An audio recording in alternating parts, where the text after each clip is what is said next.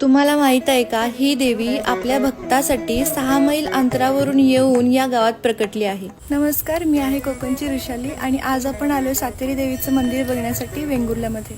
वेंगुर्ले हे नाव या गावाला कसे पडले यावर एक कथा या भागात प्रचलित आहे. त्या कथेचा संबंध श्रीदेवी सातेरीशी आहे. ही देवी मूळ अनसूर या गावची. वेंगुर्ले पासून 6 मैल अंतरावर हे गाव आहे. त्या काळातील परब कुळातील एक पुरुष नित्य नियमाने वेंगुर्लेहून 6 मैल चालत अनसूर येथील देवीची पूजा अर्चा करीत असे. त्या काळी वेंगुर्ले शहर अस्तित्वात नव्हते. पुढे वृद्धापकाळाने चालत जाणे अशक्य होऊ लागले, म्हणून त्याने देवीला मनोभावे आपली व्यथा सांगितली. त्याला एके दिवशी देवीने प्रसन्न होऊन दृष्टांत दिला. देवीने सांगितले, तुझी गाय ज्या ठिकाणी पान्हा सोडेल त्या ठिकाणी मी आहे. त्याप्रमाणे शोध घेतल्यावर गायीने पान्हा सोडलेल्या पाषाणावर मातीचे वारुळ झरझर वाढत असताना दिसले. हे पाहून त्याने आनंदाने वारुळाला मिठी मारली व सांगितले, आई आता तू इथेच थांब. त्याबरोबर वारुळाची वाढ थांबली. मिठी म्हणजे वेंग हा शब्द त्या काळी प्रचलित होता. वारुळ वेंग मारून उरले यावरूनच वेंग मारून उरले ते वेंगुर्ले असे झाले. सातेरी मंदिर म्हटले की वारुळ असतेच, पण या मंदिरातील मूर्तीच ही वारुळाच्या मातीपासून बनलेली आहे. प्रथम पाहता क्षणी